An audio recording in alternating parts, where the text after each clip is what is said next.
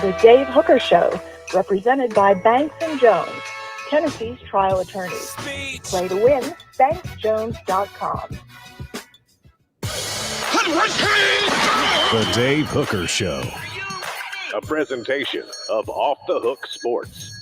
Objective insight, expertise, top guests.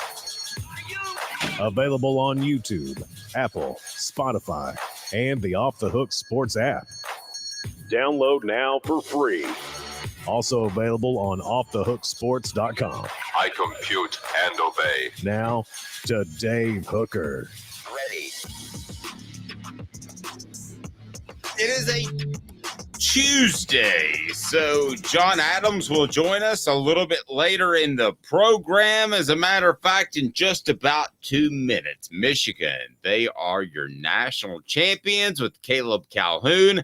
I'm Dave Hooker, and we've got a grandiose show on board for you, as not only are we going to talk about the national championship last night, but as you know us, we're going to focus on some Tennessee football as well. In particular, we'll take a look at the Vols portal and see what John Adams thinks. Have the Vols done enough in the portal? More topics out there as well that we will get to when we bring John Adams in. Where would Michigan have finished in the SEC? Jerod Mayo, I think, has got a pretty darn good shot for getting that head coaching job in place of Bill Belichick. I didn't see that coming. I covered him. Does that make him the smartest Vol since a guy named Manning? Also, Jeremy Pruitt, his comments on Michael Penix going back in the day, and Tennessee basketball. Would they be a blue blood with one national title? I don't know that it's that easy, but let's go ahead and get into it. It is John Adams joining us now. John, how are you, sir? I'm doing well, Dave. Thank you for caring. Yes. John, you should be very proud. He asked you how you were doing before he asked me how I was doing. Well, he takes you for granted, Caleb. You need to understand that. Yeah, well, that would be a slip up. Caleb, how are you, sir? And I need consoling, guys. Okay, my Grizzlies are done for. John Morant's out for the season. I don't know if y'all saw that yesterday. So, and Dave didn't even take me into account in my pain this morning for that. Yeah, Plus, I lost on both of my Michigan bets last night. Probably shot himself in the leg like Plaxico Burress. Caleb, I plead ignorance and apathy on your pain. Don't know, don't care. Sorry. Oh, well, the Grizzlies aren't on my radar. Well, you probably, when you were born, weren't you guys hunting grizzly bears at that time? I'm not. Killed a few in my time. Yes, I'm not as nearly old as John. That hurts a little bit, but I was referring to John. I was referring to John and Dave. Oh, okay. Well, Dave's very sensitive about his youthful looks that are no longer there. Go ahead, Dave. I was like, which youthful looks? Yeah. All right, let's get to the national championship last night. And I'm curious on the message board too. Was it disappointing not having an SEC team in there? Did it feel a little bit hollow from the get? I want to start with John because a lot of times John is staying up till 2 and 3 in the morning watching Pac-12 or Pac-1.5 football, whatever it is now, or Pac-nothing football. But John, I was curious of your thoughts on the matchup. I got to be honest with you, not seeing the SEC represented made it almost feel like, I don't know, one of those lower level boxing matches back in the day when they couldn't get, when they couldn't get like Tyson and somebody else lined up, so he'd just fight some stiff out of a bar. I don't know. That's how it felt like to me. Am I wrong? No, I felt the same way. It was just, it was a close game for a while, even though you kind of felt like Michigan was the superior team from the get-go, and it wouldn't end well for the Huskies. But yeah, that took a lot away from it for me. And it's part of that's because, I've been covering the SEC for a million years. The SEC had won 13 of the previous 17 national championships. It was almost kind of like Well, to win the national championship, you got to beat the SEC. And to Michigan's credit, it beat Alabama in the semifinals. But yeah, I felt like it was missing something. And also the way the game unfolded, I thought there were a lot of mistakes on both sides. And because I have watched a lot of Pac-12 football, Washington just didn't look like the Washington I saw during the regular season, the times I watched it. And part of that had to do with Michigan's defense, which is obviously outstanding. But Michael Penix was off from the get-go. Then he got bunged up, didn't handle things well. So, yeah, I just think, particularly in the South, and let's face it, the Southeast is where a lot of college football fans live. And I think there was that sense. And I guess the one other thing, I still think Georgia's the best team in the country. I mean, it doesn't get a do-over. It lost when it mattered to Alabama, but I still think it's the best team. I still think if it had made the playoff, it would have won the championship. Yeah, and I thought that last night too, Caleb. I don't know about you, but I kept thinking if Georgia somehow stepped on the field, they'd probably still win. And I'm not sure that it would be close. I don't know. It just had a goofy feel from an SEC analyst perspective, I guess. I don't know if you felt the same way or not, Caleb. I could have gotten – it wasn't so much that it was that there wasn't an SEC team in there because, guys, we're forgetting there was an SEC team in the national championship last year, and that was the worst national championship game I think anybody's ever watched. And I think the problem is it's just that for 2 years in a row, a team that was in over its head was in the national title game. And I said from the start, I actually said, and I don't know, John, if you were on when I said it, but I said the College Football Playoff Committee, and it's fine if they wanted to say they care about body of work, but they lied when they said they were picking the 4 best teams. These were not the 4 best teams. If you were going to do the 4 best teams, you go Michigan, Ohio State, Georgia, Alabama, and that's it. And what we know is that the Michigan-Alabama game, I think we all knew that Rose Bowl game was the national title. We knew it a mile away, didn't we? Well, no, because I thought Washington was capable of winning that game. It was an underdog, but I thought it was capable of winning that game. It beat Texas, and it has been extremely good in the clutch. In a lot of close games, it's prevailed. And I thought by beating Texas, it established itself as a genuine national championship contender. But again, I thought Texas was a really good team. I didn't think the best team won that game, but it won the game. I'm not going to argue with results, but it still gets back to Georgia. Georgia was a complete team. And we go back to the Alabama game. Remember when Georgia beat Alabama in the championship game a few years ago, and Alabama's top wide receiver got hurt, and it was already weak at wide receiver. And you can't make excuses in those games, but that kind of changed the way that game went. It took away Alabama's ability to stretch the field. I thought when Georgia played Alabama, everybody knows Brock Bowers wasn't near 100%. He just wasn't. And neither is Ladd McConkey, who was really hurt most of the season, played on and off. But Georgia at full strength, Brock Bowers at full strength, I think it would have won that game. But can't make excuses. But again, it gets back to my point. You didn't feel like they were the best teams in there. And Georgia, to me, was the best team. No, I agree. So I'll ask you today's tough question, and it's brought to you by Andy Mason of AndyMasonRealEstate.com. Boom, here we go. Today's tough question. Today's tough question. Take a side. Take a stand. The Dave Hooker Show, a presentation of OffTheHookSports.com. So contribute in. You tell me, because I'm malleable here. I'm willing to work with you and find the best adjectives you would like to describe. But I'm going to start it with this, and it is Michigan would be a blank SEC team. So I'll ask you, would they be a perennial championship? How would you like to define it, John? And then we'll get it going on our YouTube page. People can take part, and we want to hear you on the message board as well. But Michigan would be a blank SEC team. Are you referring to this past season or just in general?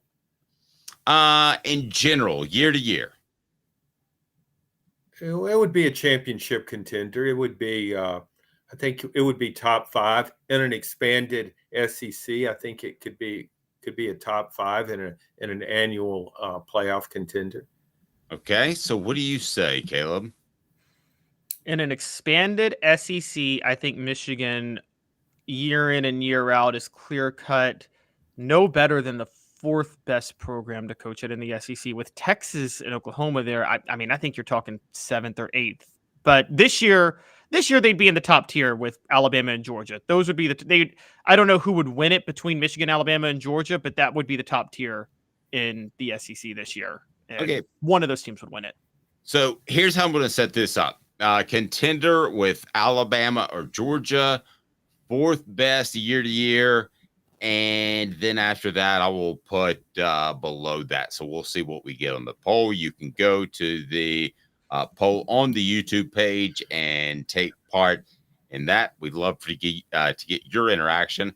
And let's take a look at the message board and see what the message board has to say, because I'm curious. I like this Michigan team from the get. So I'm going to say that they would have been, and they will be, if Jim Harbaugh stays, they would be a team that will compete with Alabama and Georgia for a championship.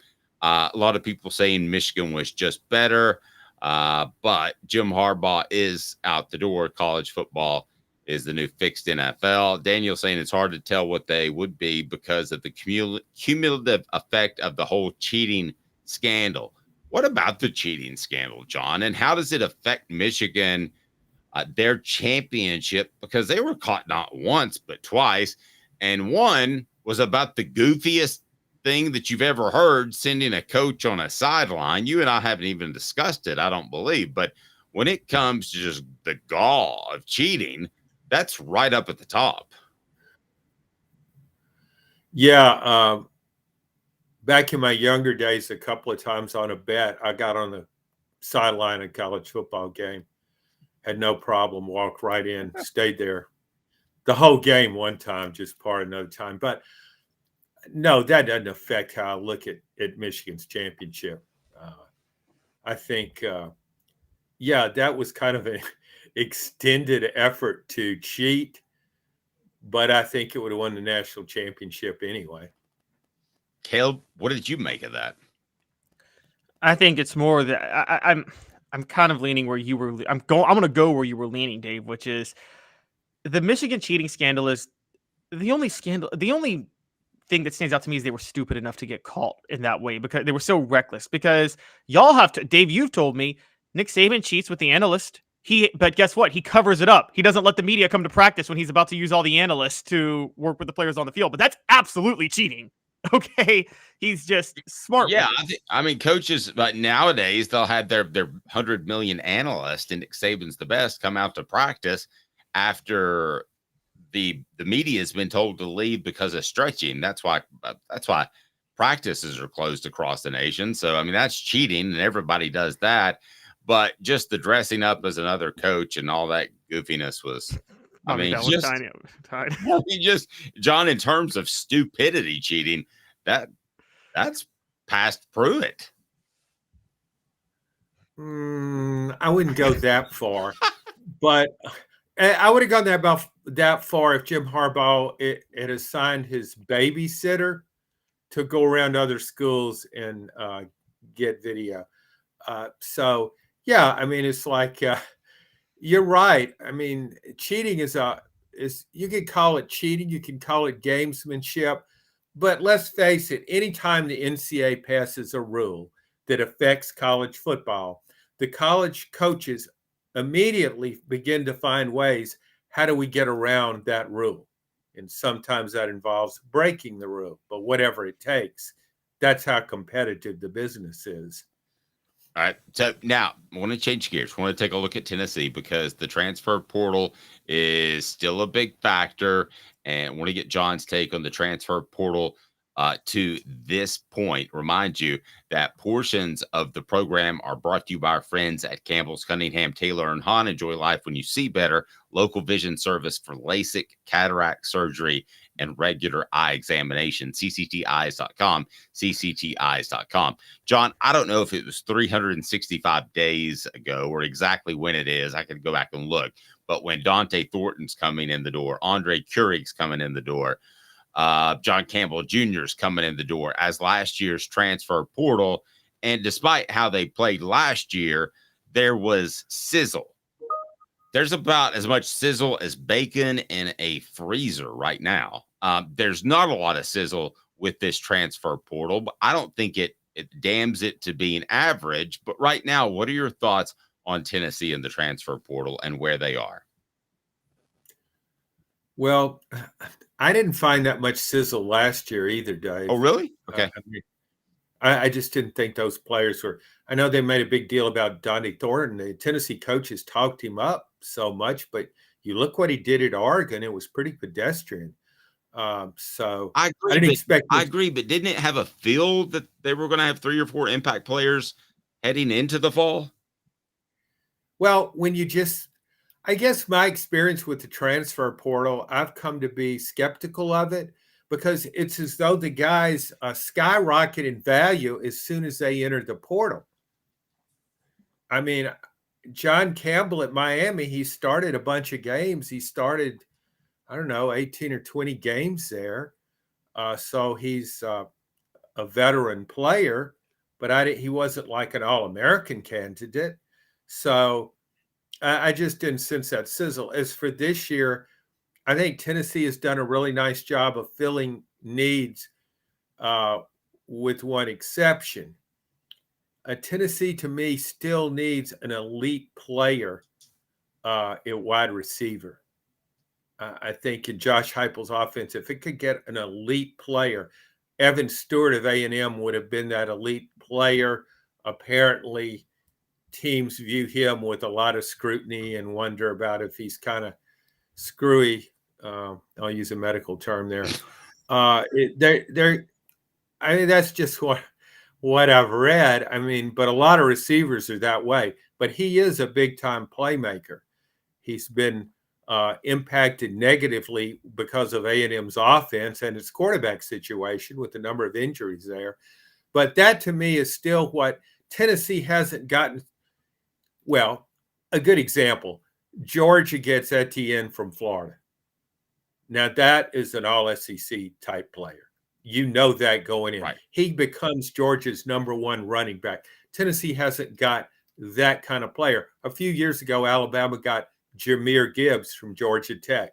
Clearly an elite player, had an immediate impact. He was focal point of Alabama's offense behind Bryce Young. So that, to me, is what Tennessee's offense lacks and needs. Caleb, I think there's more than one way to split a cat, but I want what those let's don't punish animals. Dave. I think there's more than one way to skin an apple, but I think that I want to split a cat, not even skin. You said split. I know. It's like, no, you split an atom, you skin a cat. Stop. Yeah. All right. So, but I would want to be that program that picked up a Jahmyr Gibbs or an Etienne and needed that one guy that I'm just plugging in, as opposed to I've got to fill 4 or 5 spots, where it feels like Tennessee still has to do that on the offensive line and secondary. Caleb, is this year where they're getting close to that? Do they feel more comfortable taking less guys in the transfer portal? Is that a good sign about their roster? You hope that is, if you're a Tennessee fan. I think it's highly possible. What I talked about last week is true, which is that they just ran out of NIL money, keeping the players that they needed to keep to come back. And I mean, I'm going to disagree with John. John, I actually think Tennessee's fine at receiver. If Brew McCoy gets healthy and Squirrel White's there, I don't think there's room for Evan Stewart or Squirrel White's there. And so I think that a big problem was Tennessee. You guys were lower on him than even I was this year. Didn't have a quarterback that could get receivers the ball in the slot this past year as well as he should have been able to. And so with those two, Mike Matthews, Chris Brazzell coming from Tulane, I think Tennessee's going to be fine at receiver. But at the offensive line and in the secondary, Yeah, there's concerns on why Gerald Mincy left and they haven't added a lineman in the portal. There's concerns on why they haven't added cornerbacks in the portal. Cornerbacks leaving isn't a big deal. I'm with John, and I talked about that last week. I don't think either of us cared because I think they've been so bad in the secondary anyway. But you do wonder, why haven't they added anybody? Do they really believe in their young talent that much?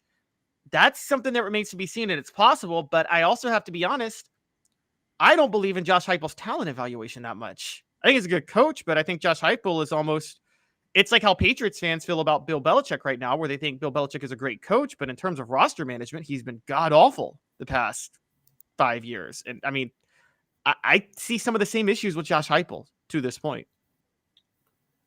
That's pretty special that you compare Josh Heupel to Bill Belichick. The negative side. That's a pretty good compliment. No, I thought the Oregon State DB, I thought he played cornerback. Jermon McCoy, yeah.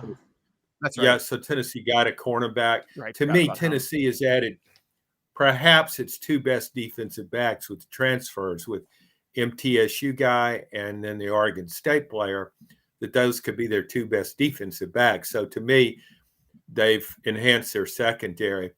Gerald Mincy, I kind of feel about him the way I do that secondary. I just think he's average on his very best day.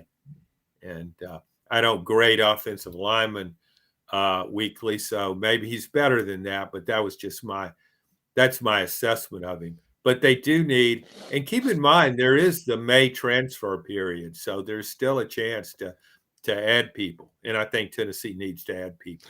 Yeah, but those dudes, I mean, they just don't seem to have nearly the impact of the guys that come in earlier. And John, I'm curious if you were to add on to this transfer portal and talk about needs, and you and Josh Heupel sat down and came up with a plan of the rest of taking guys in. I mean, who would you take in? Any players in particular? You mentioned Evan Stewart, maybe a bit of a head case.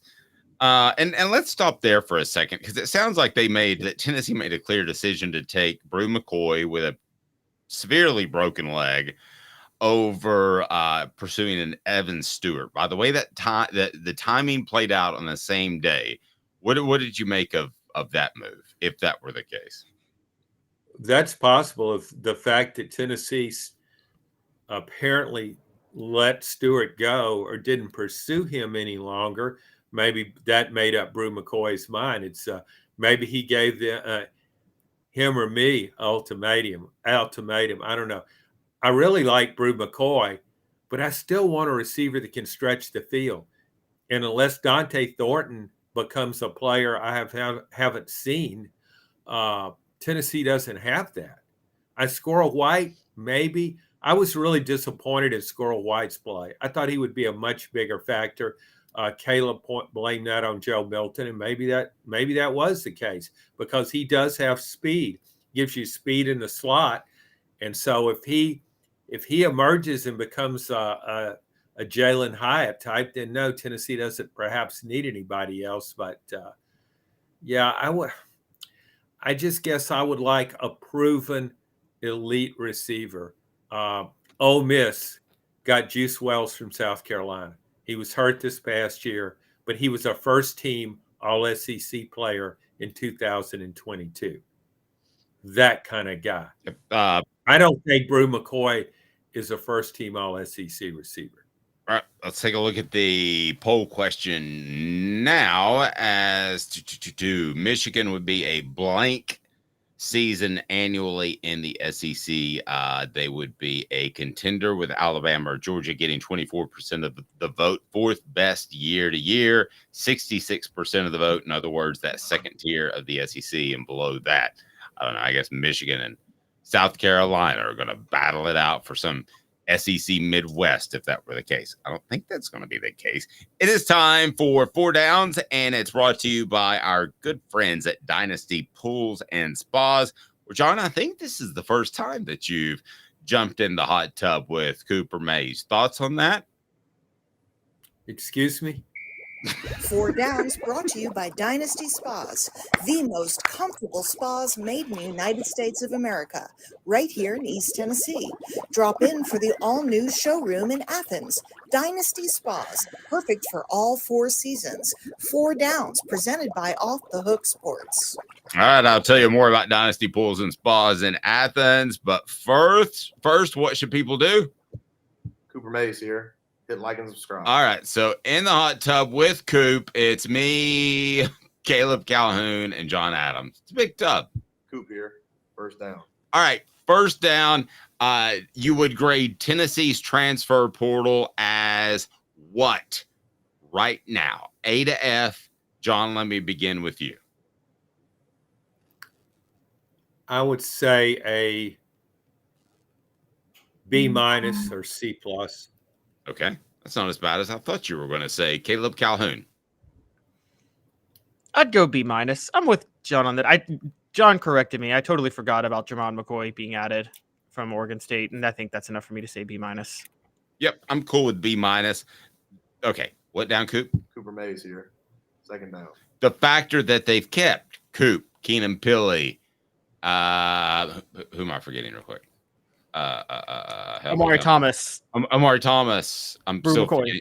John Campbell. Yeah, they've kept the core of that group that could have left. How does that factor into your ranking, if at all, John?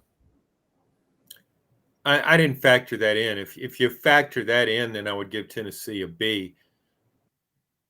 Okay. Because that was significant to do that. All right. And you, Caleb? I mean, honestly, at that point, I'm going A-. I think there, John, I said this yesterday, college football with the transfer portal is kind of entering an era that's similar to college basketball with one and dones now, where teams that have been together for a period of 2 to 3 years is going to almost be as valuable as teams that are loaded with talent. You know, like in the NCAA tournament, those 4-year guys beat Kentucky and one and dones every year in the tournament. Coop, what down we got? Tennessee center Cooper Mays here. Third down. All right. There will be a year. I don't know if it's this year. Certainly wasn't last year with the amount of people that Tennessee took in the transfer portal. But there will be a year where this program decides to itself it's going to depend more on high school talent and bringing guys up as opposed to the transfer portal. And the transfer portal is going to be, you guys came up with one of the best examples, Jahmyr Gibbs. I don't know that Alabama took another player that year other than Jahmyr Gibbs in the transfer portal, but they took him and they just needed one guy to give a boost. How close is Tennessee to that, where the roster is so strong, you're just saying, I need to fill in 1 or 2 gaps as opposed to probably now 3 or 4 or 5 when you consider positions on the offensive line and the secondary? Are you asking me to look into the future? I am asking you to look in the fuure. Well, I don't know how that'll go. You'll do a great neither job. does anybody else. So it's, I guess, right now I think at 3 or 4 years. Right now, look at Tennessee's roster and how many first-team All-SEC players are on it. Well, we do want to. We're going to get to that. It's a very good question, Caleb. I think this is the transitionary period. The year. I think after this year, they are purely cherry picking. I don't think it's a take a guy because he's got a good story and he's willing to take $100,000 because his grandmother's from Powell. I don't think 2 that's years.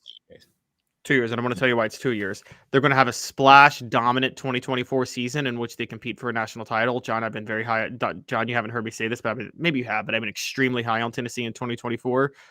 And the snowball effect of that will give them a loaded 2025 recruiting class. So after 2025, they'll be able to just go for elite transfers, but they won't be able to do it after this year because they're going to win a national or compete for a national title with a bunch of players that will not be here after 2024. So they're going to have a lot of needs to fill after this year or after next year.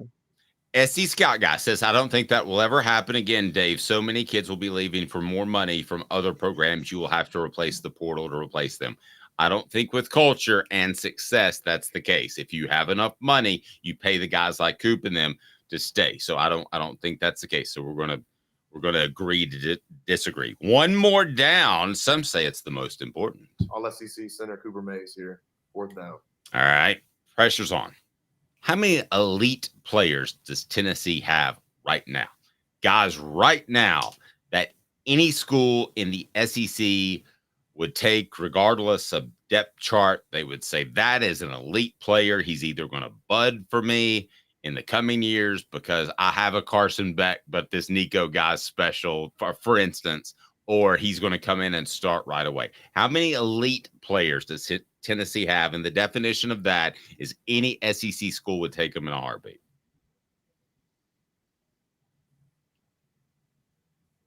Well, I think any school would take Nico. I mean, right now, I would only rate Carson Beck ahead of him. Agreed. And I know that's going out on a limb because there are a lot of proven quarterbacks in this league, but I just think his upside is so strong. He eventually could surpass everybody if he stays healthy. But anybody would want him. And the other one would be James Pierce. We saw him when you have a defensive lineman that runs like a defensive back, as we saw in the Citrus Bowl, that was a pretty good advertisement for his ability. Totally agree. I'm going to throw another one on there that is based off conversations I've had with NFL scouts. And I think he is elite, but obviously coming off an injury. I think Brew McCoy is an elite player. Caleb, you want to throw some logs on the fire here? Yeah, I'm going to add 2 more. I'm going to add Javonte Spraggins. I think Javonte Spraggins could start at guarding. We're in the SEC. And we saw a college football playoff team from the SEC the other day desperately need a center. So I'm pretty sure Cooper Mays could start anywhere in the SEC. I would take Coop as well. Are we missing anybody? Because we would have said maybe Squirrel, maybe Dylan Sampson 5 months ago. Are they making this list? Well, I think they have the potential to be an elite player. We've seen Dylan Sampson's got great potential as a running back, not so much so as a blocking back. I really like Amari Thomas. I like Amari too. In the middle of the defensive line. I would think he's a potential. I think he's a potential all SEC player. And after what Caleb said, I think Tennessee could have will have one offensive lineman make first team all SEC next year. I don't know which one it would be. It could be Cooper, it could be Spraggins, or maybe even John Campbell.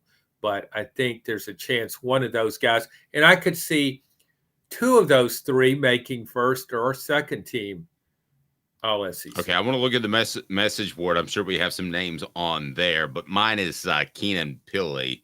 And I know he's played very, very little, and I understand that. But the fact that he was a 2-time captain at BYU, he stepped foot on campus, everybody's like, oh my gosh, this guy's different, much like they did with Nico about 13 months ago when they showed up for bowl practice 2 years ago. So that would be Keenan Pilley. Imagine having the best spas made right here in the United States in your backyard. Dynasty Pools and Spas has their showroom open in Athens. How many of the SEC rivals that Tennessee faces, how many elite players they have? We'll get to that. Again, Dynasty Pools and Spas, man, they can take care of you. Delivery, they can do that in Knoxville and Chattanooga area. And they've got discounts for first responders. They take care of you because they're great people, military, and even some blemish models that can save you a ton, and no one will ever notice. It is awesome. DynastySpas.com and all the chemicals for your spas and pools. So, okay, when we look at Alabama and Georgia, and I'm not going to ask you guys to recite their roster in any sense of the or shape or form, but John, how many elite players does Georgia or Alabama have on a given year? Around 8. Caleb? I'm going to go like around 14 or 15, and I'm just basing that off all SEC players. They usually have like 14 or 15 each in the on all SEC. And Georgia had how many players drafted in the last 2 years? 15 each or something like that. Is that high, John, or is that elite?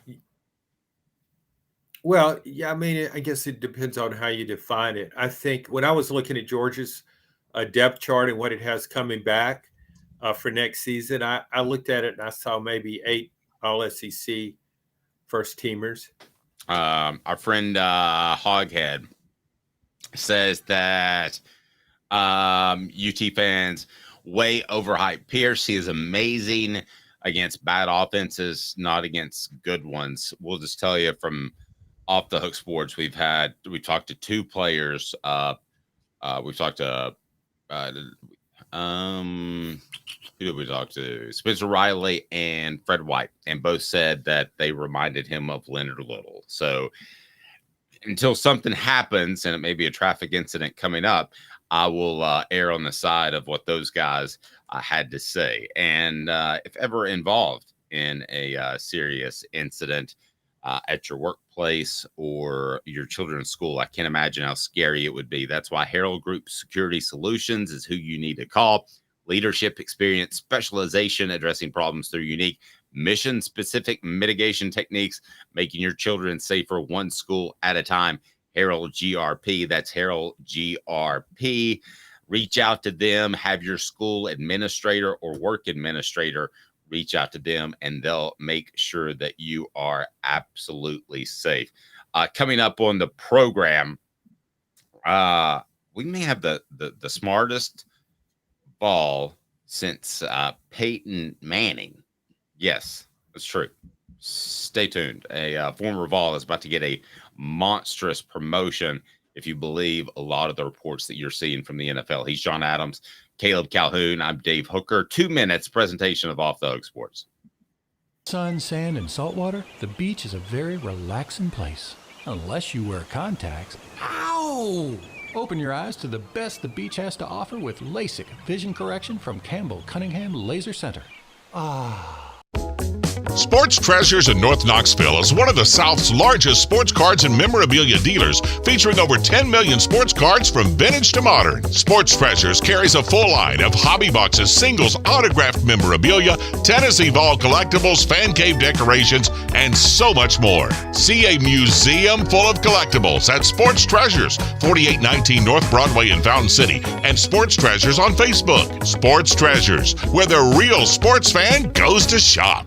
Have you seen the latest TriStar Hats Co. product? TriStar Hats Co.? What's that? You know, those really cool hats, shirts, tumblers, and even license plates with 3 stars like the official Tennessee flag and stripes like the American flag. Pretty patriotic if you ask me. Gotcha. Seen those. Those are cool. Where can I get them? Simple. TriStarHatsCo.com. And if you order now, there's 10% on any order $50 or more. Plus, use the promo code HOOKED. With the promo code HOOKED, you get 10% off. That's hooked. And don't forget free shipping with any order over $50. Stock up at TriStarHatsCo.com. That's TriStarHatsCo.com. There are plenty of wannabes out there, so make sure you go to TriStarHatsCo.com for the best quality and customer service. Will do, and I'll be sure to use the promo code HOOKED. That's hooked when I do, to save an additional 10% off. TriStarHatsCo.com. TriStar Hats Co. is a trademark of TriStar Hats Co. LLC. Any use without express written consent is prohibited. What's up, everybody? This is Jacob Warren, asking you to like, subscribe, and share.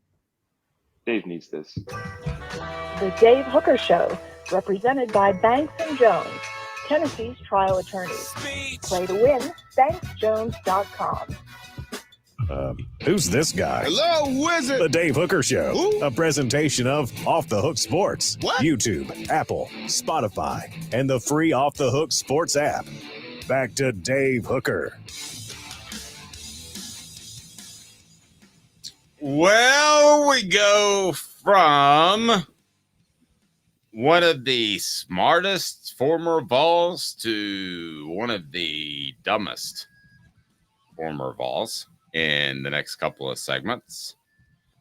Let's discuss for a moment, if we can, Jerod Mayo, who, I will be really honest with you. John Adams joined us of the Knoxville News Sentinel.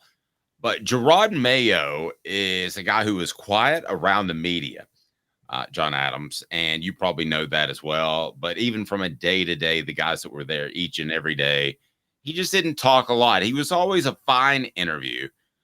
He left the NFL early, which I thought at the time was a bit surprising. You thought he had 3 or 4 years left in him, and now he's climbed the coaching tree.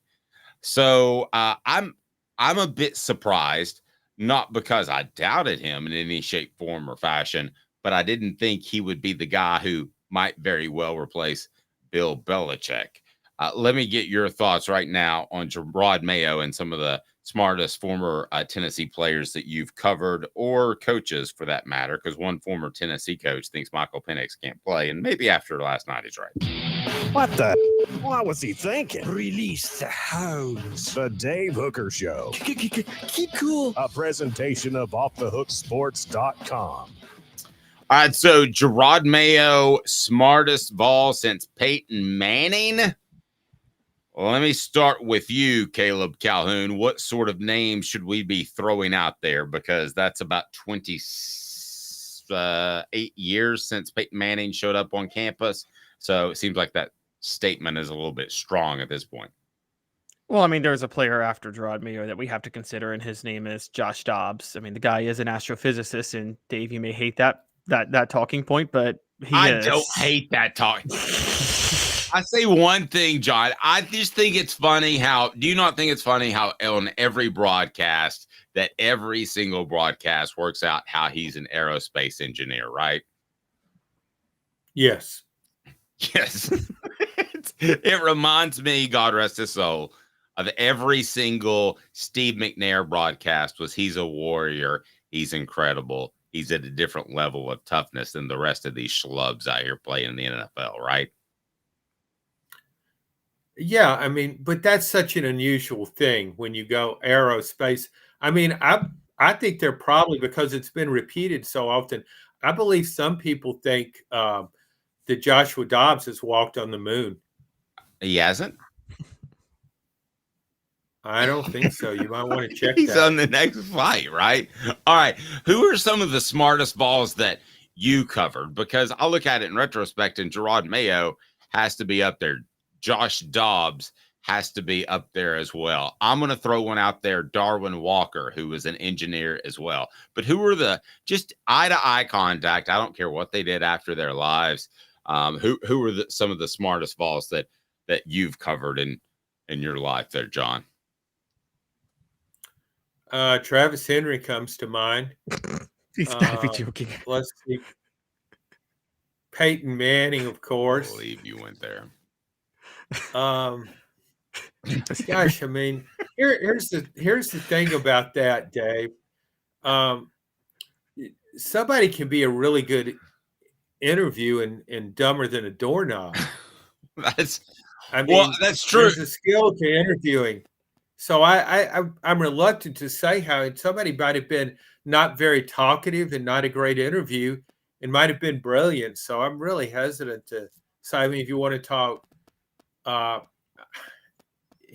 that's just hard for me to say who was the smartest Vol. Well, and there's a difference between on-field IQ. Like, for instance, I think Joe Milton is highly intelligent. However, do I think he processes information quickly on a football field? His IQ may be higher than all of ours. I don't know. But when it comes to the quick processing, I think that's a different part of the brain. But how can you say he's highly intelligent? On what basis do you make that? I don't know. I'm just saying he might be. But I've seen guys that are, I think, highly intelligent that don't process as quickly on the football field. Sure.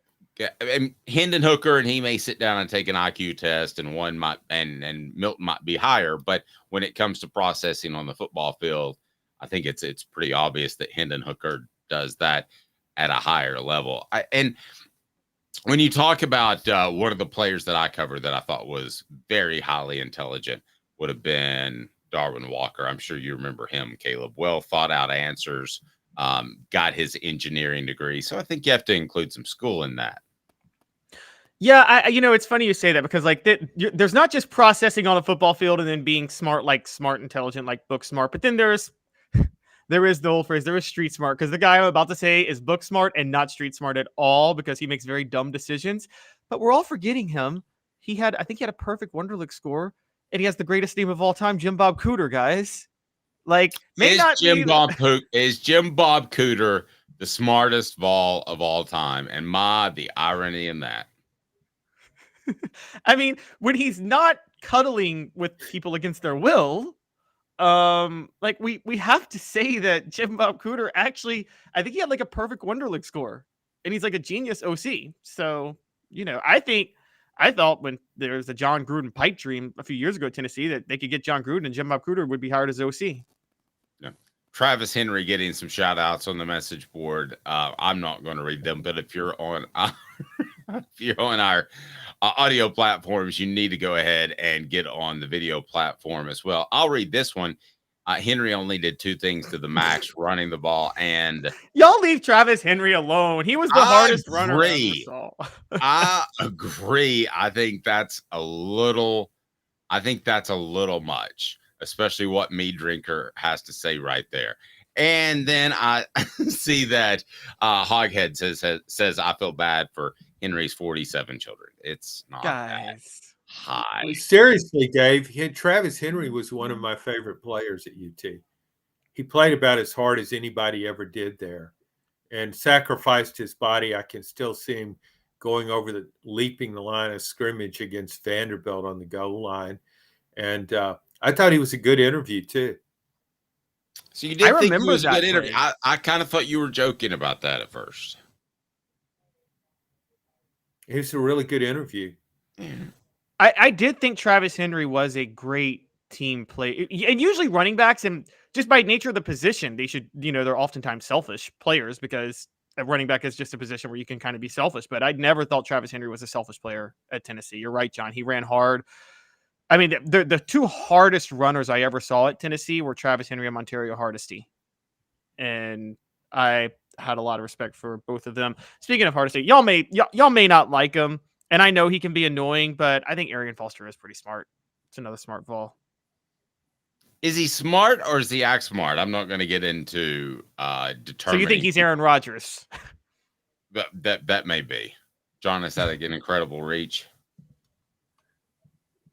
No, I mean, he's I think Aaron Rodgers tries really hard to show how smart he is. He does some things that would be considered unusual. I'll just put it that way. And he has some unusual takes on things. And that doesn't mean he's not bright. He may be bright. I don't know. Arian Foster may be bright. You don't have to be smart to hold on to the football. I know that.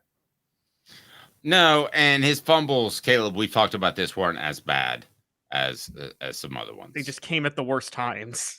Yeah, they were the absolute worst times. Yeah. And clearly. And by the way, the Florida game fumble in 2007 that people got mad at him for, and it was 28-20. People forget this, but that was Ainge had handed it off with the wrong hand because he had the jam pinky. And so I think Foster was a little bit thrown off with the ball not being placed in his chest the way it was. And so that fumble was actually a little bit more on Ainge than it was on Foster, the Florida game. So we won't count that one. I'm just saying. And then another one was still got to hold the ball. I don't care how he gets it. He's got to hold the ball. Oh, so John Adams is one of those, if you can touch it, you can catch it type of dudes? No, not touch it. If you get both hands on it, you should hold it. True. I'll give you that. That's fair. I'm just trying to be a little bit fair to him for that specific fumble. Theoretically, you should overly fair. He was one of these guys who was a better NFL player by far than he was a college player. Yeah, he battled injuries in college, though. Yeah, well, there are a lot of those dudes over the past few years. There were some guys in the latter years of the Philip Fulmer era that didn't care as much because they had seen how star players were treated and how players that couldn't contribute were treated. And then you get into the decade of just blah, blah, blah, blah. So there's a lot of guys over the past 15 years before the past 3 years. Well, even some, if you want to start talking about the Velises of the world that have done better in the NFL than at UT, I think that's going to start to change itself a bit. Caleb, want to get John's take on this, but I want you to lead us off. Tennessee's offensive line now. How would you project the starters right now? Because that's what I hear most oftentimes on social media is, oh boy, Tennessee got another tight end and he's going to be here in 2025. However, the Vols and Vol Twitter seem to be very concerned about an offensive line that is going to protect the highest rated player in the history of the program in September. That's not that long away. Caleb, set up Tennessee's offensive line now. And John, should Tennessee fans be concerned if they don't get some more help via the portal? What do you got, Caleb? Well, okay, so Tennessee is going to have Cooper Mays at center. Are we sure Javonte Spraggins is returning? He hasn't officially announced it, but everything he said implies he's back. So I'm just going to assume Javonte Spraggins is back at right guard. Got it. Everything I've heard is that he will as well. John Campbell Jr. is going to be at left tackle. Now, the questions are at left guard and right tackle. Dave, you're telling me you believe a little bit in Vyson Lang as a guy who could develop into that role. We'll have to see. Right tackle, I think, is a huge concern. And before, John, I just want to set you up on this because you said this earlier in the show. You talked about how Jerald Mincy may not be as big of a loss because on his best day, he's average. Well, there's a huge gap between average and really, really, really bad. And maybe the people behind Jerald Mincy are really, really, really bad. So that's the reason I think right tackle should be a concern. Well, yeah, that's a good point because the drop-off perhaps there could be more substantial than another position. I would still think Tennessee can add somebody. You still can't make it. We've had a lot of changes in college football. You still can't make trades, though, can you? That's not allowed. No, can't make trades. Well, no. I bet you money it's already been done, but no, you're not allowed. Okay. I have no idea who the other two starters would. Dane Davis, would he be a starter? Did you see him in the Citrus Bowl? I'm not saying he played well. I'm just saying who would be the most likely starter right now. All right, so fill out the rest of this group. Brought to you by the Hemp House, the premier hemp dispensary online with a wide variety, great selection, and strict standards to ensure you only receive the best in CBD or Delta products. Go to hemphousechat with 2Ts.com, hemphousechat with 2Ts.com. Guys, it really is a concern because Mincy going into the transfer portal. It felt like a team strength, didn't it, before Mincy entered the portal? Would you both agree that it felt like a strength and now suddenly it feels like a shortcoming? Yeah, I mean, but see, I think Tennessee has three really solid offensive line returnees, and a lot of teams don't have that. I mean, they've got the three of those guys average better than 30 career starts.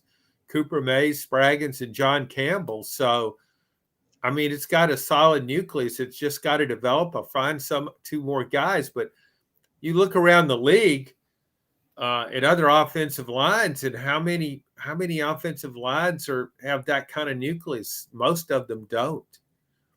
Okay, so Caleb, are we willing to say that Tennessee has one of the better offensive lines returning in the SEC? I can't go there. I think y'all are a little higher on John Campbell than I am. I think John Campbell is a solid left tackle, and physically he's good, but I watched enough of him last year where I think he's very raw, and I think he's that type of raw player that will never fine-tune his game, fine-tune his rawness, I guess. So he'll always be the guy that you kind of have to live with making like three mental mistakes a game, I guess is the best way to say it. He reminds me of a slightly more nimble, smaller Albert Tawina, and that's why I brought him up the other day, because there's always going to be that handful of mistakes that you just have to live with. And the question is, will they move him to the right like they've done the past 2 years? John, that's been a strange move to take your starting left tackle and move him to the right side. My question for you is, if Vyson Lang's not a guy who's able to contribute at a guard position from the get, do you go out and get another Andre Kureg who could only get on the field when basically walk-ons were hurt? I was, better than doing that. I was looking at Sunbelt all conference team. I'm a big believer in finding a guy at a lower level who's been really productive, really good. Florida did that with Osiris Torrance from Louisiana, and he's in the NFL now, starting. I forgot the players' names, but with James Madison, the Sun Belt, he was Sun Belt Offensive Lineman of the Year. He's a junior. He's 6'3", 305. I mean, I don't know how good he is, but that signifies he really excelled at that level. I mean, the Sun Belt Conference is a pretty good league for what it is. So those are the kind of players that I would have my eye on. If you want to challenge him and say, hey, here's a chance to play and to prove yourself. You've already proved yourself at that level. Here's a chance to prove yourself at the highest level. I just think that's the way to go sometimes in acquiring transfers. I agree, Caleb. I think the exceptions are to the rule are these type of players. And before I get to those, Tennessee Cider Company, tncidercompany.com. Use the promo code HAT to receive some free swag with your order. Available most anywhere in the United States. The original hard cider of the Smoky Mountains. Use the promo code HAT, again, HAT, to receive some free swag with your cider order. BYU, Southern California, one of those programs, not nearly as big as Tennessee, but you get a Keenan Pili. Southern California, not nearly as big as Tennessee? You misspoke. I'm getting there. So get one is not nearly as big as Tennessee in a football program. So you get from BYU, you get Keenan Pili. From Southern California, you get Brew McCoy. I think those are the exceptions to the rule. I don't think you're going to get programs that are considered, I know we're in a Power 4 or whatever we are situation, in a Power 4 program that are going to be players that are going to come in and contribute like those two guys, I believe, will contribute despite the injury and in both situations. Okay, so let's look beyond the portal then for a minute, because I want to talk a little bit about, to maybe assuage some Vol fans, what's on the roster, because there's two names I want to name. We talked about Vyson Ling, and then there's Shamarad Umarov, who these are two true freshmen. We all agree, don't we, up front, that offensive line is typically a position, particularly playing for Glenn Ellerby and Josh Heupel, that you probably aren't ready to go your first year as a true freshman, right? That's one of those positions. It's a development position. Yes. I didn't see either of them on the field much this year, and I wonder if they were just saving a red shirt, because I saw Addison Nichols on the field. He couldn't play, but I saw him on the field, and I didn't see these two. Is it possible that their plan is Umarov to be right tackle or left tackle, with John Campbell on the other side, and Vyson Ling fills that other guard void next year, and that they just weren't playing them this year because they wanted to save their red shirt if they needed to? Because then Tennessee's okay. They got 5 guys that can play, and they don't need the portal. Yeah, and John, I'm going to pull up this comment for you. Your take. Here's what I hear in social media more oftentimes than not as the biggest concern of where Tennessee is. Derek says roster attrition with the O-line at Tennessee is on red alert, period. It's sad. I'm doing some digging as far as the Vyson Langs and Shamarad Umarovs in the world, how they're doing, but you're not really going to know until spring camp. So is Tennessee another starter Cooper Mays type injury away from finding themselves in a hole against an SEC team in September? Because going into year 4, you should have depth where you can lose an offensive lineman and not Katie bar the door, correct? Yes. So Caleb, how big of a concern? Go ahead, John. Well, yeah, it is a concern, but I'm like you. I don't know how good these young players could be. But you can't miss on everybody. Because it is. You're probably going to lose one offensive lineman, at least for a game or two.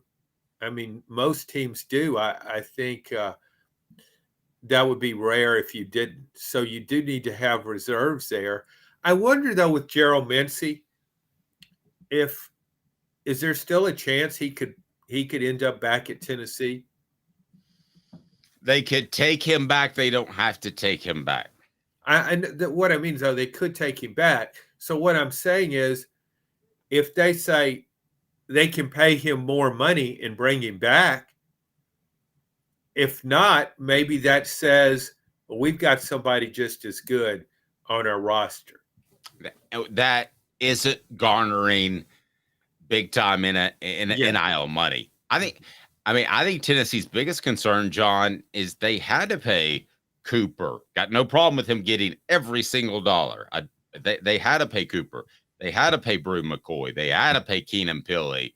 I'm sure I'm leaving 2 or 3 guys out. They had to pay some guys to stay, which in turn makes it tough to keep other guys and makes you not look great in the transfer portal. I think they had to pay John Campbell. Oh, well, yeah, I do too. Probably did. Yeah. So, I mean, do we need to view this differently from a transfer portal standpoint? Well, see, I still wonder. I mean, it's not like we get a printout on how much NIL money you have and how much you spent and how much is left. We don't know. I like to think of it as an unlimited supply. And so whatever you need, you can always come up with. But that's not the case. I don't know. I just know Tennessee has money, and it has everything I've read. It has and heard is it has a really aggressive NIL program with more money than most programs. But how much, I don't know. I think they had 2 years in which they were really aggressive, and that was with Nico, and that was with what they did last year. Guys that were from big-time programs that didn't pan out as good as they had hoped in some cases. Other cases, they did great. I just don't feel like they have a lot of extra money to go spend on players that aren't currently on their roster this year, John, which is not a bad thing. I don't want people to read that as a bad thing. I'd rather have a Cooper Mays or a Keenan Pilley than a 5-star whatever that I have to pay $2 million a year to just to come on campus, right? Okay, where's Ole Miss? Where's all that money for Ole Miss coming from? See, here's the thing. This is my theory. I think that this money is coming from their 10-win season 2 years ago, right? I think it's coming from that. And I think that's what last year's money came from, was Tennessee's 10-win season, plus 11 with the bowl game. I think you're going to see some ebbs and flows of money coming in based off how you did the previous year. And if I'm a head coach, I'm not loving that. But I actually think – I'm sorry. Go ahead. I'm sorry, Caleb. Go ahead. I think Ole Miss is doing what the Marlins did in 1997. I think Ole Miss went 5 years without spending any money whatsoever, so they have a boatload of cash right now, and they can just go buy a championship. And I think that's exactly what they're doing. I've heard that line of thought, but I also know that Ole Miss has done well in the portal, not just 1 year, but 3 years in a row. But this year they're getting top guys. But yeah. Yeah, but I mean, they've got some solid players and really helped their defense the past 2 years in the portal. Yeah, they're getting higher level players. However, you can look at that differently as an investment, because if this plan pays off and Ole Miss makes a college football playoff, and that's a possibility this coming season, I think that will generate more contributions. So the cycle could continue. Let me ask you this, and John, I'm gonna let you out here. Would you rather be the program that loads up once every 4 years? I'm spending my NIL cash because it is burning a hole in my pocket. Or would you rather be the consistent team that knocks on the door? Like the Michigan and Alabama, Georgias are knocking on the door every single year. But would I be stunned to see Ole Miss assemble a group that finds itself in a national championship playoff final one year? No. I wouldn't be surprised to see them load up and do exactly what Caleb said. Load up 1 year, get in there, see how the dominoes fall. Well, there's a big difference in knocking on the door and knocking down the door is what Alabama and Georgia have done. They're winning national championship. If you have, I mean, Tennessee, how many national championships has Tennessee won? It hasn't won one since 98, hadn't won an SEC championship. If you told me that if you pour all your NIL money, if you spend for the next 2 years, spend it now because you think you can win a national championship, I'd say go for it. Yeah. I mean, people want to win a national championship as opposed to knocking on the door. Yeah, you know how that works. People get tired of knocking on the door. That gets boring, where we never win. We never win it all. I mean, that's what I hear from a lot of Tennessee fans. Here in other sports too. You win, but you don't win it all. And if you can think you can win it all, then go for it. I'm not saying Ole Miss can win it all, but I think it has a shot. Yeah. Dave's going to hate this comparison, but it's basically like the NFL, Dave. Tony Romo was always knocking on the door. Eli Manning, though, got 2 Super Bowls. I was going to go with Mark Rick's knuckles are bloody because he's still knocking on the door. John Adams, I mean, he was knocking on the door for a decade, and they didn't get anything out of it at all. I didn't see them as knocking on the door. Of course, we didn't have the playoff then, but there was 1 year where you could say, "Oh, they almost made it," but no, he wasn't. That was a 9-3 program. That to me is not knocking on the door. To me, knocking on the door is you're right there on the final weekend of the season, and you've got a chance to win it all. Georgia and Alabama playing in the SEC championship game this year. They both had a chance to win it all. I mean, I guess we're talking about two different things here. Bo Schemblicker's whole career was knocking on the door. Who?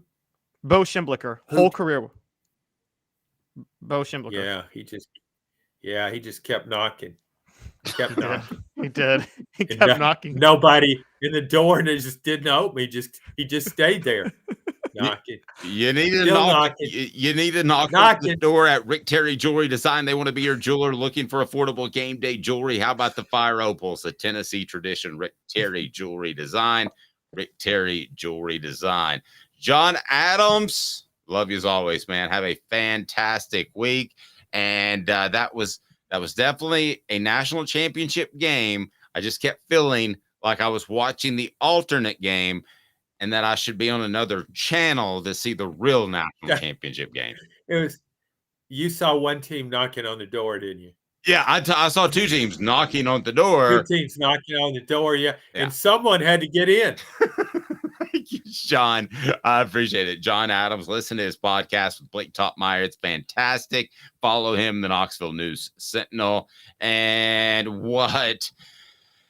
Jeremy Pruitt, I feel bad just jumping all over the dude, but what he had to say about a guy that just played for a national title. Was he right in retrospect with Caleb Calhoun? I'm Dave Hooker. Portions of the program brought to you by our friend, very good friend at Sports Treasures. Man, you got to check them out. It's carrying over 5 million sports treasures, many of them Tennessee related, and so much more. Follow on Facebook for the best sports memorabilia. Go to the Off the Hook Sports page, and I'm always posting stuff from Sports Treasures. I love it. Daily updates. Go to facebook.com, Sports Treasures TN. You're going to love Sports Treasures. I promise you that. Hang with me. And while Jeremy Pruitt is the blind squirrel who finds an acorn every once in a while, according to Caleb Calhoun. I don't like where this is going. What's that? More than a blind squirrel. I've always hailed his talent evaluation, and I'm going to hail it again. I'm not saying that on quarterback. Stay tuned. 2 minutes. Got cataracts? We can fix that. Never miss another moment. With a little help from Doctors Campbell, Cunningham, Taylor, and Haun at cctieyes.com. Hi, I'm Rick Terry, and we at Rick Terry Jewelry Designs pride ourselves in the highest quality craftsmanship from a family-owned business here in Knoxville for over 35 years. At Rick Terry Jewelry Designs, we also take pride in being an affordable option for all your game day accessories, especially those fire opals. At Rick Terry Jewelry Designs, we want to be your jeweler every day and especially on game day. Go Vols! Hi, Mike Davis here with City Heating and Air, reminding you to always dare to compare. Our team provides quality local heating and air service, installation, and maintenance across East Tennessee. We use only the best equipment like American Standard heating and air conditioning for your residential, new construction, or commercial needs. Honesty, dependability, and customer satisfaction have been the cornerstones of our business since 1961. City Heat and Air. There's your bear. We believe every day is a good day to be thirsty. With free samples on draft and lots of flavors to choose from, Tennessee Cider Company prepares a hard cider that's easy to enjoy. Some say it's the signature cider of the South. Others say it's the cure to your craving. They all say you'll savor every sip. The area of Gatlinburg has so much to offer, and so does Tennessee Cider Company. Add us to your list for shopping and fun experiences. You'll be glad you made the trip. Find our cidery in the Mountain Mall on the Gatlinburg Parkway. Sip smart. Sip the good stuff. Sip Tennessee Cider Company. Thirsty yet? Doors open at 10 a.m. The Dave Hooker Show, represented by Banks & Jones, Tennessee's trial attorneys. Play to win, banksjones.com. You're listening to The Dave Hooker Show, a presentation of OffTheHookSports.com. The internet is full of pictures of each and every one of you. Available on YouTube, Apple, Spotify, and the Off the Hook Sports app. Download now for free. Is there nothing you people can't do? Also available on OffTheHookSports.com. By the way, if you'd like to reach out to me at david@offthehooksports.com, then I can hook you up with a recipe that my wife made. It's a low-carb apple cobbler. A lot of nuts, a lot of apples. See what it does to your digestive system. With Caleb Calhoun, I'm Dave Hooker. And we've got a lot to get to. What's the rule if a hooker has digestive issues when you bring her to your apartment? Like, do you get your money back? No, 20% discount. I've been told. I don't really know. Caleb Calhoun, pull us up. You got time for this day in Tennessee sports history before we get to some more pressing subjects? I look at him, I see him, I believe that he does, because this is one thing I want to talk about. And coaches are never 100% wrong. And we're going to talk some Tennessee basketball a little bit later in the program as well. But coaches are never 100% wrong. So let's go to this. Do you want to pull up this tweet and this comment, something that Jeremy Pruitt said about Michael Penix earlier this year or earlier in his it's a comment. It's a interview that Mike Griffith just did with Jeremy Pruitt. Okay, because Mike Griffith loves Jeremy Pruitt, loves Nick Saban, would give them back massages every single day if they needed some. So I'm not surprised to see this, but let's see what Pruitt had to say about Michael Penix, who theoretically could have been Tennessee's starting quarterback over Joe Milton this year, provided maybe that gap or maybe a little bit more. He was a Heisman finalist. It's brought to you by Don Self. Don Self. Customer service still matters. State Farm agent Don Self for over 40 years. When you make that claim, you got to get it. And I know everybody's price shopping. Don't do it. It's not worth it. DonSelf.net, right down there, DonSelf.net. They pride themselves on making sure you and your family won't have any surprises at the time of your claim. Is Tennessee a better football program with Michael Penix on their roster right this second, Caleb? Well, let's address what Jeremy Pruitt said first. Okay, well, but I want to provide some background. So for those that don't know, if he were on their roster, are they better right now? I'm going to say no. I'm just going to say no. Okay. Now, how is it that he could have been on their roster for those that don't know? So Michael Penix, for those who don't know, was committed to Tennessee. And I want to speak highly of his character for a minute. He was committed to Tennessee, the program, even though Butch Jones signed him. His parents were both athletes at Tennessee Tech right down the road. And so he was committed to Tennessee. When Butch Jones was fired, he said, I committed to the program, not the coach. So he stayed through Tennessee throughout the Schiano coaching search, all the debacles that happened. Loved what he said in the post game. I don't always watch these, but I watched it this time. He put it all on him. I was impressed by that. I don't know if you saw his post-game press conference. Go ahead, sir. Yeah, so Pruitt came in and with Tyson Helton, who was the offensive coordinator at the time, pulled Michael Penix's scholarship. Now there's some debate. Robert Gillespie, an assistant coach at Tennessee at the time, a running backs coach, said that they pulled his scholarship because he was a lefty. He was left-handed. Pruitt says that's not true at all. Pruitt says the truth of the matter is, here's his quote. The truth of the matter is we all watched the tape, and just being completely honest, we didn't think he was good enough at that point in his career when he was 17 years old. It's not a perfect science, but look at him now. He's 2 inches taller and 30 pounds heavier, a grown man. I'm happy for him. It has worked out great. I am just going to say I believe Pruitt on that just because I don't think Pruitt would have a philosophy of no left-handed quarterbacks. I've never heard of a coach who has that philosophy. So I think there's some of it out there where if you were the exact same, they're going with the righty because the way the offenses are built. I do think that's out there. I don't think there's one left-handed quarterback in the NFL, even like third string, right? That is true, but Steve Young is a Hall of Famer and he was a lefty. Yeah, but I think it's changed since then. I think it's a right-handed man's game, but that doesn't mean that you wouldn't alter things to get him. I just think you would want to find a really good left-handed backup so that your offense doesn't have to mirror when he's in the game. He's grown 2 inches. I'm not going to hold this against Jeremy Pruitt, but I'll go ahead and tell you that if it works out somehow where he's behind Hooker in 2022 and he's available and it's him and Milton on the same roster, he's playing instead of Milton. I'm going to say Jeremy Pruitt was 1,000% right. He didn't even miss. And I'm going to tell you guys why he didn't miss. Michael Penix. Does he play over Milton? I don't think so. Michael Penix at 4 years at Indiana, he was 2 inches shorter, 30 pounds lighter. And guess what? All 4 years at Indiana, he suffered season-ending injuries. All 4 years. He was too brittle. He couldn't stay healthy. He looked like a Heisman. He didn't get hurt this year in a better conference. Barely. It was not a better conference. No, it wasn't. That's my point. It was not a better conference. And this is the point I'm trying to bring up, guys.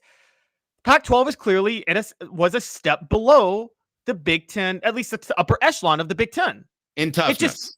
Mm-hmm. Michael Penix last night, we watched that game. Were we not watching the same game? And Michael Penix was horrible. Dave, did you see that fourth down miss he had? I think he's a hair better than Joe Milton, but I don't think it's clear cut. I think last night, I've watched him play several other times because he's played on night games after we've gotten done with our coverage. I think that he is better than he played last night. I thought he played one of his poorest games last night. So I'm not judging him just off last night. He's significantly better than Joe Milton as a whole. Period. I think I think he's the type of quarterback, the more he gets hit, the worse he plays. And he didn't get hit a lot in Pac-12 ball. And I got to be honest with you. If Michael Penix played in the SEC, he'd be looking like that regularly. And I came to that conclusion last night watching him play. That was you know what that game reminded me of? And here's this kid I'm going to name another great kid. Do you remember Troy Smith at Ohio State, Dave, when he won the Heisman? Totally remember him. Yeah. I mean, he's a guy that is, if he's 3 inches taller, he's playing in the NFL more consistently. What happened to Troy Smith when he played Florida in the national title game that year? That wrecked his draft stock, didn't it? Mm-hmm. That's exactly what happened to Michael Penix last night. He played a real defense. The stereotype that the Pac-12 doesn't play defense rang as true as ever, and because of what happened to Michael Penix when he played Michigan last night. And I just have to be honest. I had to reevaluate. I had Michael Penix like right there with Jaden Daniels in my Heisman race, and then I edged Jaden Daniels, and I think you said you voted for him, but like I did. I wasn't. I thought Michael Penix was a close second. I'm wrong. Michael Penix is a distant second. Okay, after last night, that would not have happened if Michael Penix would have looked like that more often than not if he played at Tennessee. Aren't you being a little bit hard on him? Isn't that just one game? I mean, I know you watch a lot of ball. That's not the first time you've seen him play. It's the first time I've seen him play a decent defense. Michigan's going to have the better athletes, especially at the skill positions in the defensive backfield. Yes, but the problem was here. I can understand Michigan's open field tackling was incredible. Michael Penix was under duress a lot of the time. But when that happens, a quarterback still should be able to make the easy throws. That 4th and 7 throw, I'm sorry, that to me, that means that was evidence that he got totally rattled. Who did he play this year, Dave, that would have tested him? I know everyone wants to bring up Texas. Guys, did y'all watch Texas play this year? They were a bad defense all year. They did not have a good defense. You can bring up the Alabama game. I can bring up that Alabama's offense was a total disaster at that moment in time. Texas did not have a defense. Free Climb thinks we're trying to rip you. Congratulations on the national championship. One game, I thought he didn't play particularly well, but that was Michigan's doing, in my opinion. So let me ask you this. Can you look up his quarterback rating? And then I'm going to go through the SEC quarterbacks and ask you if you would take them over Penix this season. So I think it's clear you would take him over Joe Milton III. And if he was somehow involved in Tennessee's program, he would have been the starter this season, and Joe Milton III would have transferred somewhere else, or I don't know, tried to get another year of eligibility, because apparently every college football player gets to stay in college until they're 38 years old. But that's another topic. Jaden Daniels. Now, I know you take Jaden over Penix, right? That's not even a question. Okay, right. It's easy. Jalen Milroe. You don't love Milroe. I know you don't. He's second in the SEC in quarterback rating. I'd take Jalen Milroe. And I know I hammered him for the loss to Michigan, but he also didn't have a center in that game. I would too. Bad snaps all around. You can't be comfortable. Carson Beck, we'd both take him, right? Not even a question, Carson Beck. Jackson Dart. I'm taking Jackson Dart. Agreed. Graham Mertz, Florida.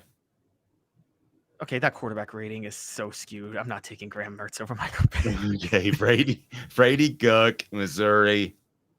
Yes, I'm taking Brady Cook over Michael Penix easily. Okay, Spencer Rattler.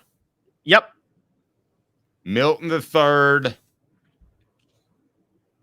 You're going to disagree with me, but yes, I'm taking Milton over Michael Penix. I'm taking Milton over Michael Penix. KJ Jefferson. Yes. It's gone absurd. So you now, for you, a true Heisman candidate, Caleb, at best is the 10th best quarterback in the SEC. Are you saying the SEC is that much better? Guys, I love Caleb Calhoun, but somebody help me here. My goodness gracious. Tell me who Michael Penix played well against this year that you would consider quality. They beat Oregon twice. By the way, those were both fluke wins. I would still pick Oregon tomorrow over Washington if they played on a field. Michael Penix is this year's Max Duggan. Remember Max Duggan, or Dugan, whatever you pronounce his name, the quarterback for TCU last year? Yes. That's who Michael Penix is this year. Okay. And I'm sorry to be that way. He's the 2006 Troy Smith. Go back and watch Troy Smith throughout 2006. Won the Heisman and then played Florida, and Jarvis Moss was in his face all night. And Jarvis Moss came out and said, yeah, there's about 5 SEC teams that could have done what we did to Troy Smith tonight. All right. I'm sorry. I'm with Free Climb here. I thought Michigan's defense made things go wrong. I don't think it was mistakes. Wait a minute. Two things can be true. Yes, Michigan's defense made things go wrong. That is absolutely true. And I'm not trying to take anything away from it, from their defense, but your defense can make things go wrong and a quarterback still look decent. And Michael Penix didn't even look decent last night. Kyle McCord looked better than Michael Penix against that Michigan defense. Is that fair to say? Some people are calling Caleb insane.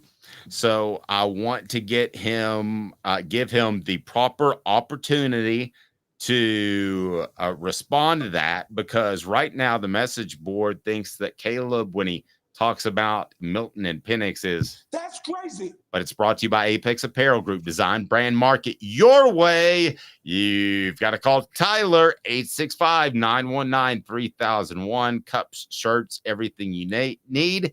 ApexApparelGroup.com. So this is our 5 favorite minutes. Defend yourself.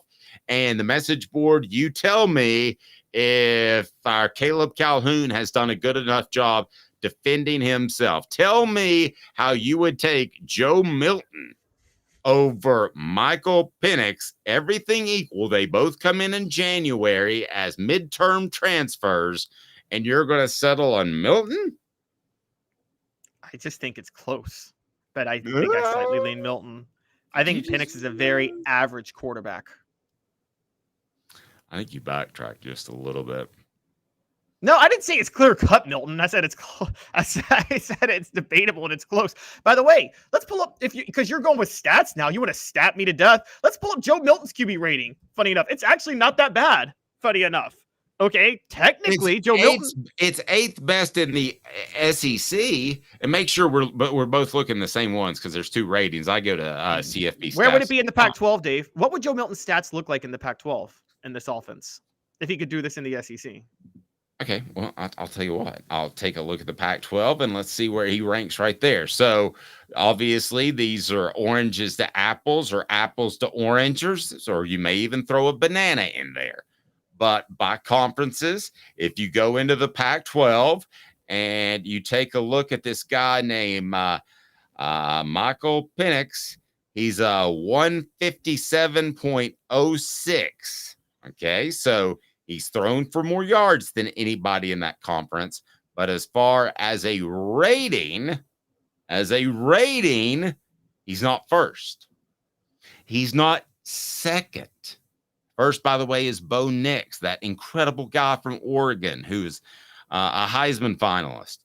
And there's Caleb Williams, maybe the best pure passer in the past decade in the NFL. Then there's Noah Fifita that everybody loves at Arizona. Then there's Michael Penix. So there you go. I just added a log to your bonfire. You should say thank you now. I was going to say thank you because doesn't that expose how bad Pac-12 defenses were? It does. I'm sorry. So if he were, let's say he had the same rating, which he wouldn't.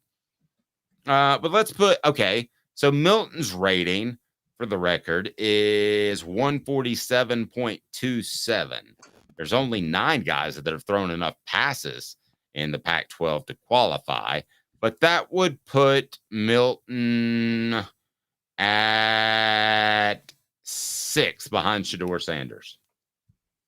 I do think, by the way, I think Shedeur is the best quarterback in the Pac-12. Y'all call me crazy. I think Shedeur is the best quarterback in the Pac-12.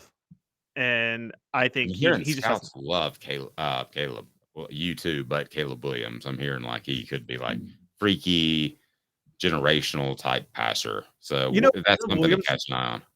Caleb Williams won me over as USC was struggling in November more than he won me over the year before or anything. Did you notice he kind of did everything he could for you? It was actually funny enough, the Washington USC game. Remember that game earlier this year where Washington won?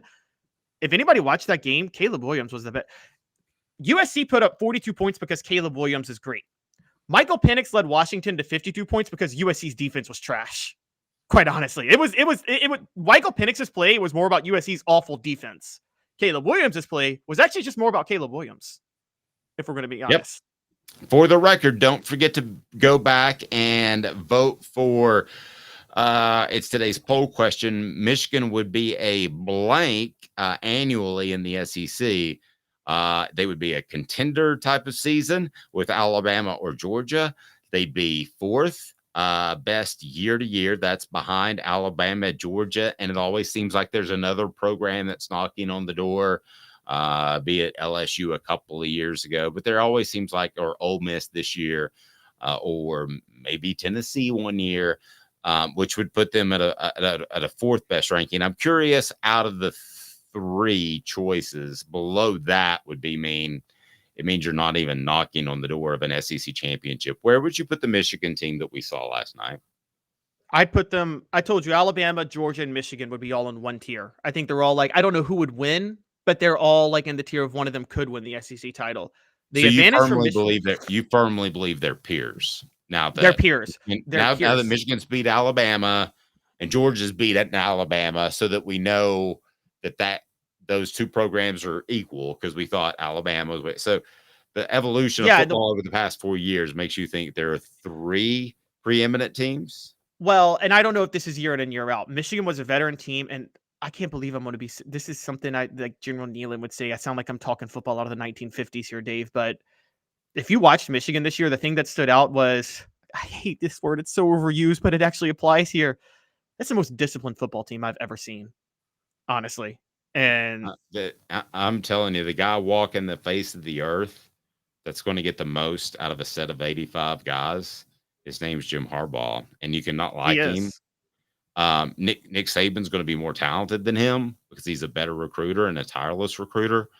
But you got the feeling that eventually Jim Harbaugh said, here are my cards, and I'm going to play them well enough to beat you. And I'm good enough to beat you. At the end of the day, is Georgia and Alabama still more talented? Probably. And that's actually the biggest difference. You're right. Harbaugh versus Saban, it's close. I think Harbaugh does win on the coaching, getting the most out of the players. This is why Michigan, I think, would beat Georgia too. I told y'all this at the beginning of the year. Mike Bobo is a terrible offensive coordinator. If they had a halfway decent offensive coordinator, Georgia coasts to a third straight national title because they're by far the most talented team in college football this year. But they have an offensive coordinator who was mentored and developed by drunken Ray Goff, as you like to say, and coaches like Ray Goff. As I like to say, we had a player say that to us. You did. He coaches like Ray Goff, and Mike Bobo is going. I'm saying it. Georgia's never winning a national title with Mike Bobo as offensive coordinator. You heard it here first. He's never going to win them a national title again. They better get rid of him. They better get rid of him because they're not going to win it. He's going to look like Arthur Smith was as head coach of the Falcons over the past year. So this is a guarantee. Georgia won't get back to the title game with Mike Bobo as offensive coordinator. And that's why Michigan would have beaten Georgia this year. Good stuff. All right. Do we have this day in Tennessee football history? Anything out there popping? Nothing really popping in Tennessee football history. I got to be honest with you. I totally forgot to do one on January the 9th. Slow days will be had. Slow days will be had. Just remember, every day's the Super Bowl. He's Caleb Calhoun. Wait, we got to talk a little Tennessee basketball. Oh, hoops. Yeah, I forgot hoops. Tell me hoops. Yeah. So talking a little bit of basketball, talking some ball. Tennessee is number 5 in the AP poll and number 5 in the coaches poll. Tennessee is one of 4 teams now to be in the AP, to be in the top 5 of both polls for 3 years in a row. Tennessee, Kansas, Purdue, and I want to say I'm already forgetting the other team. But point of the matter is Tennessee is in rare company. The other team is Arizona. On top of that, there is another stat that showed like the combination of fan support for football and basketball. And I can kind of try to pull up the graphic. I'm going to share it with you guys, but it really shows you that Tennessee's kind of in an island on their own, if we're being honest. Kudos to you, Tennessee fans. Thanks for hanging with us. I almost forgot this segment, but this graph is unbelievable. How it shows how big of a fan you guys are in the revenue sports, which is football and men's basketball. Let me throw this out there real quick, Caleb, while you're pulling that up. The odds right now on the NCAA national championship, the betting odds have Tennessee pretty up there, 2,000 to 1. So $200 for 100 spent, 2 to 1, basically. And then they have Purdue, which is less than an even bet, plus 800, Houston plus 1,000, Arizona plus 1,100, UConn 1,300, and then plus 1,700 for Kansas. So after that, you're talking about Tennessee. That's right there. So they're considered one of the top 6 programs via Vegas. And at this point, I think Vegas may know a little bit more than some of the coaches and media that are voting for these teams because there are so many teams, Caleb. Yes, they do. And so that little graphic, I'm moving a arrow over it real quick just so you guys can see that is Tennessee where my arrow is. That's the most top right. So going up is for basketball attendance, going to the right is for football attendance. And Tennessee's really on an island on its own. As far as Rocky Duck Tom says that graph hurts my brain, but all you have to do is look at one thing, and it's the upper right-hand corner where you see the little mouse. And if you're not on our YouTube channel, you need to get on our YouTube channel because we got some big-time giveaways and big-time shows coming up. So hit the like and subscribe button. Be sure you're subscribed with your notifications on. The bottom line is that Tennessee is it is the best by far, not even close, when you combine football and basketball and their crowd size game in and week out. That is pretty strong. Do you want to check and see? Smoky Mountain Red asked who tweeted that. I thought it was incredibly strong. You might want to check and see who the source is, but it doesn't surprise me. I mean, you have 22,000, it seems like, show up for almost every game, or 20 or 18 if it's a really dead opponent. And then the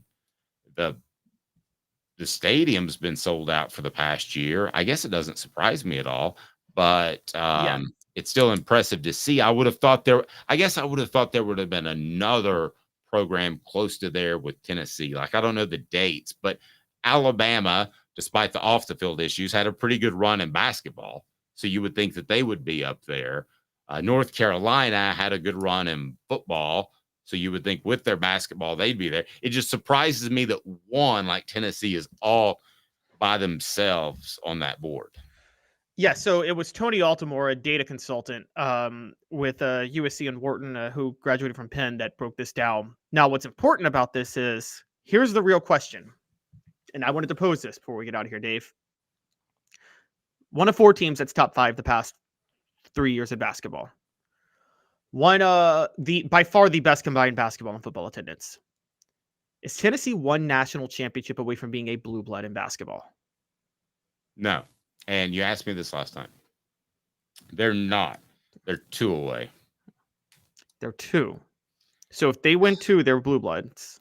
Yeah.